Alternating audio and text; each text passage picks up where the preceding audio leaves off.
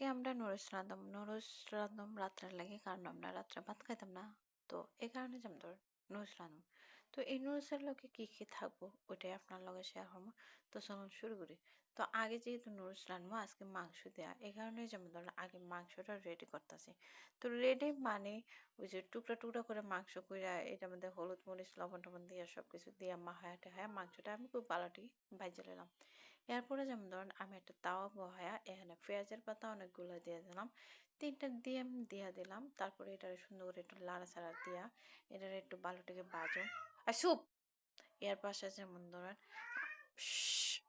আলু কটা দিয়া তারপর লবণ পরিমাণের মতন দিয়া এটা লাড়াচাড়া দিয়া তারপরে যেমন কাঁচামরিচ আর ওই মাংসটা আমি এখানে ডাইলা দিব।